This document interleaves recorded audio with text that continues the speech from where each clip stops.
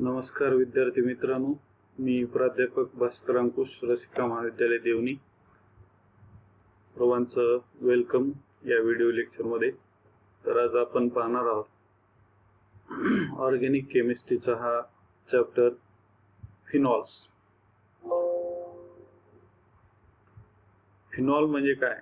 जी काही benzene ring असते, benzene किंवा बेन्झीन सारखे दुसरे एरोमॅटिक हायड्रोकार्बन असतील, नॅफ्थॅलिन, अँथ्रासिन, या बेन्झीनचे जे काही 6 कार्बन आहेत, 6 कार्बनवरचे सर्व हायड्रोजन हे इक्विव्हॅलंट असतात. त्यापैकी एक हायड्रोजन किंवा दोन किंवा सर्वच 2 पेक्षा जास्त हायड्रोजन, जे काही हायड्रोजन असतील बेन्झीनवर, ते हायड्रोजन काढून जर तिथं OH लावला किंवा हायड्रोजन रिप्लेस करून OH तिथं अटॅच केला, तर जो तयार होणारा हायड्रॉक्सिल डेरिव्हेटिव्ह ऑफ एरोमॅटिक कंपाऊंड आहे, तर त्यालाच म्हणतात phenol. Phenol is nothing but the hydroxyl derivative of aromatic hydrocarbons like benzene, naphthalene, anthracene, etc. The hydroxyl derivative of aromatic hydrocarbons like benzene, naphthalene, anthracene are known as phenols. The aromatic hydrocarbons in which aromatic hydroxyl compound in which one or more hydroxyl group are directly attached to the aromatic nucleus. म्हणजे जो काही aromatic ring आहे त्याला direct OH attach केला, तो तयार होणारा compound म्हणजे असतो phenol.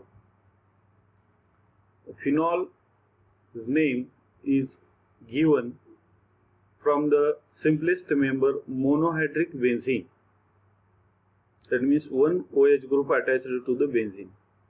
Some phenols are acting as an antioxidant and they are used in food for preserving it for the long time. Phenols are also used in manufacture of synthetic polymer and for natural flavoring of tea and coffee.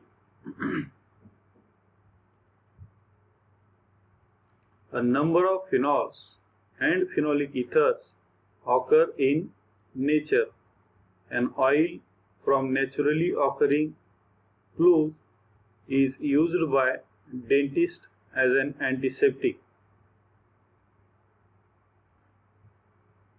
Thymol is an example of phenol which is used in mouthwash as a flavor and as an antiseptic.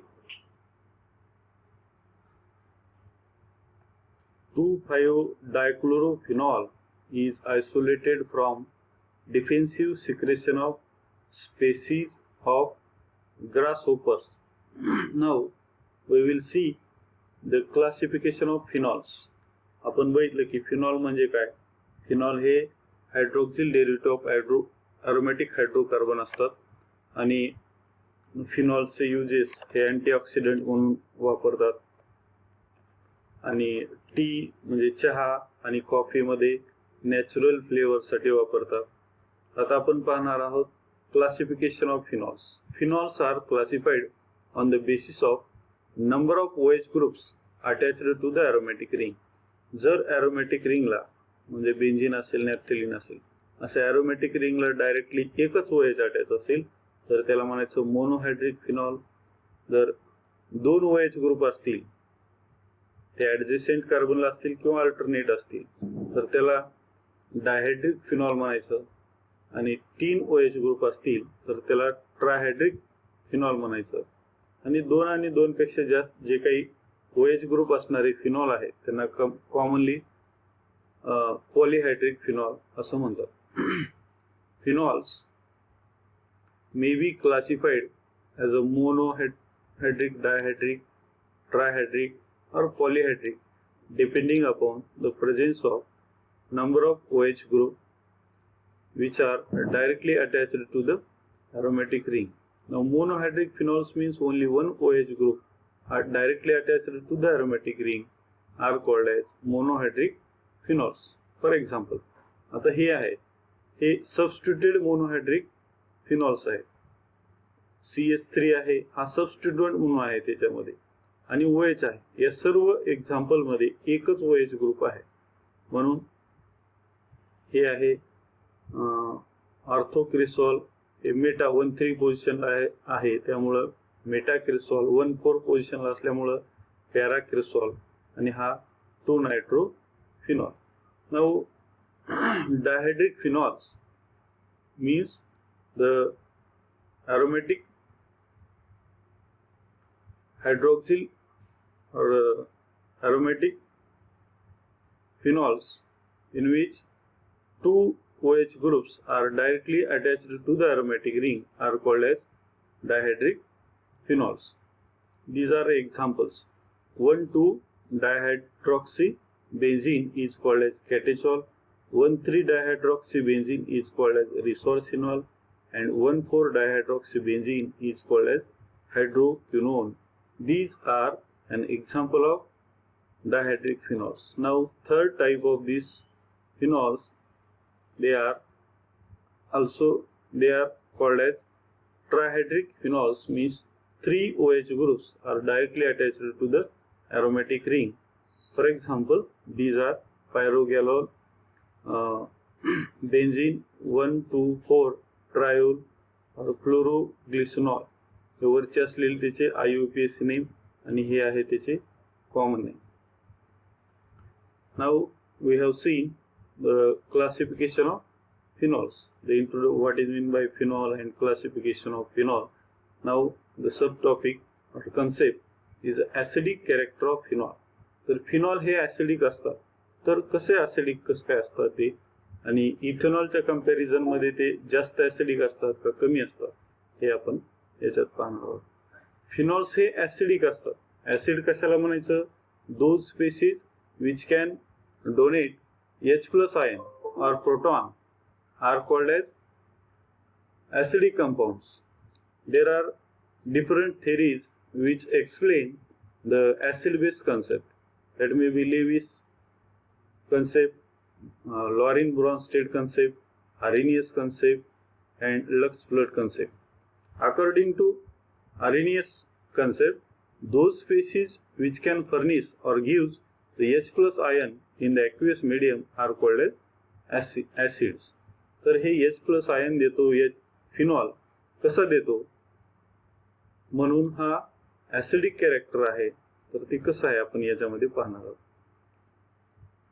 The reaction of phenol with metal, for example sodium, aluminium and sodium hydroxide NaOH indicates it acidic character.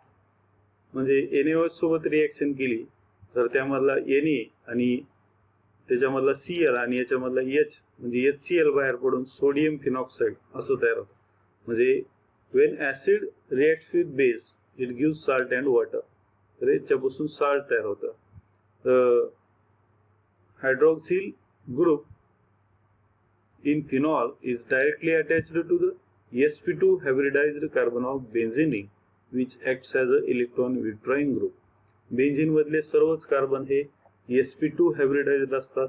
त्यामध्ये alternate single and double bond असतो. त्यामध्ये जे काही pi bond single bond आहेत, pi bond आणि single bond, double bond single bond, तर यामध्ये डिलोकलायझेशन किंवा रेझोनन्स पॉसिबल असतं. त्यामुळं यामधला जो काही OH आहे त्या OH चे ऑक्सिजनवरचे लोन पेअर ऑफ इलेक्ट्रॉन हे अरोमॅटिक रिंग कडे डिलोकलाइज होतात. म्हणून अरोमॅटिक रिंग इथं इलेक्ट्रॉन विथड्रॉइंग ग्रुप म्हणून ऍक्ट होते. त्यामुळे फिनॉल मधला OH ग्रुपचा H+ आयन म्हणजे प्रोटॉन इझिली लिबरेट होतो किंवा दिला जातो. Due to this the charge distribution in phenol molecule as shown in the following resonance structure of the phenol in which OH group to be positive. हे बघा, याच्या अगोदर मी ते सांगितलं की हे सर्व कार्बन हे इलेक्ट्रॉन sp2 हायब्रिडायझर आहेत. त्यामुळं हे डिलोकलायझेशन पॉसिबल आहे. आणि हे ऑक्सिजन ऍक्च्युली हा जो काही OH बॉन्ड आहे त्यामध्ये ऑक्सिजन मोर इलेक्ट्रोनिगेटिव्ह आहे. त्यामुळे इथले बॉन्डिंग इलेक्ट्रॉन इकडे खेचून घेतले जातील ऑक्सिजनकडे, आणि ऑक्सिजनवरचे जे काही लोन पेअर ऑफ इलेक्ट्रॉन आहेत ते बेन्झीनकडे इकडे डिलोकलाइज होतील.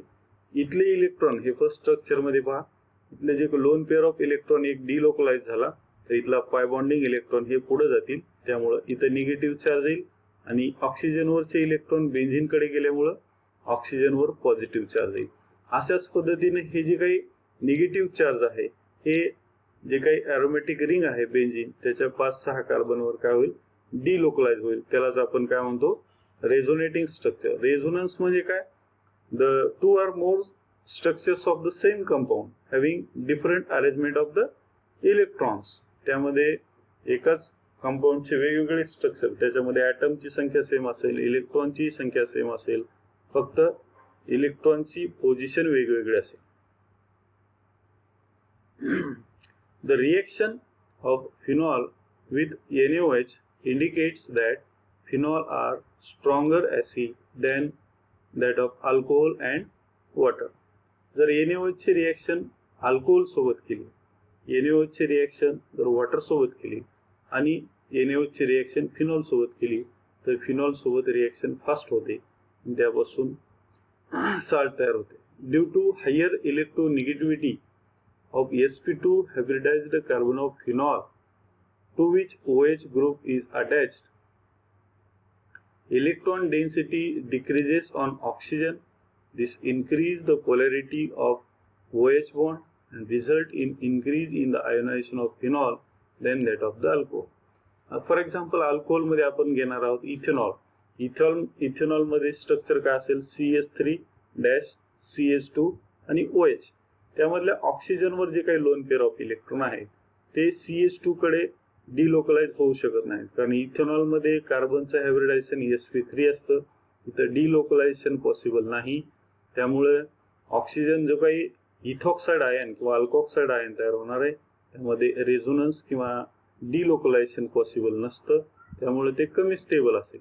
परंतु फिनॉलच्या बाबतीमध्ये जे काही बेन्झीन रिंग अटॅच असणार आहे त्यावर sp2 हायब्रिडाइज्ड कार्बन असल्यामुळे आणि तिथं पाय इलेक्ट्रॉनचं डिलोकलायझेशन पॉसिबल असल्यामुळे ऑक्सिजनवरचे lone pair of electron, OH चा जो काही ऑक्सिजन आहे फिनॉलमध्ये त्यावरचे लोन पेअर ऑफ इलेक्ट्रॉन बेन्झीनकडे डिलोकलाइज होतील, म्हणून त्या ऑक्सिजनवर अजून जास्त इलेक्ट्रॉन पॉझिटिव्ह किंवा इलेक्ट्रॉन डेन्सिटी कमी होईल. त्यामुळे हा जो काही OH बॉन्ड आहे त्याचे बॉन्डिंग इलेक्ट्रॉन जास्त प्रमाणात इझिली ऑक्सिजनकडे डिलोकलाइज होतील किंवा ट्रान्सफर होतील.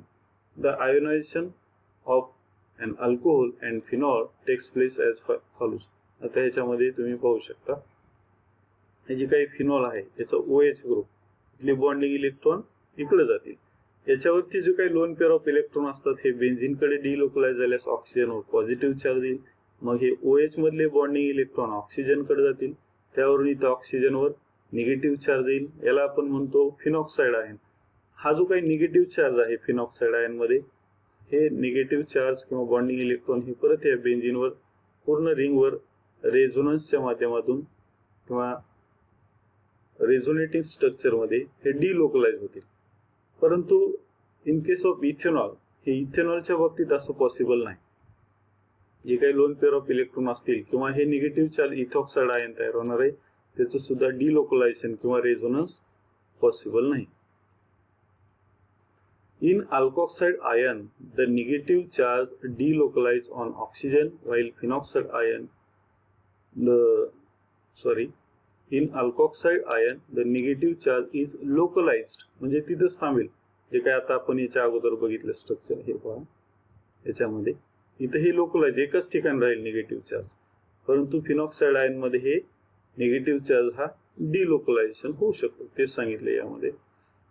The delocalization of negative charge in case of phenoxide ion from structure first to 4 makes phenoxide ion more stable and favors the ionization of phenol. म्हणजे फिनॉलचं ionisation झाल्याच्या नंतर phenoxide ion तयार होतो. तर कोणती रिएक्शन फास्ट जाईल, जेव्हा त्याचा रिझल्टंट किंवा जो काही प्रोडक्ट तयार होणार आहे तो स्टेबल असेल तरच त्या दिशेने रिएक्शन फास्ट होईल. Phenoxide ion is more stable than ethoxide ion due to resonance phenomena. Therefore, ionization of phenol is more favorable than that of the ethanol. Now, resonating structure of phenoxide ion, जो काही हे negative charge तयार झालेला आहे.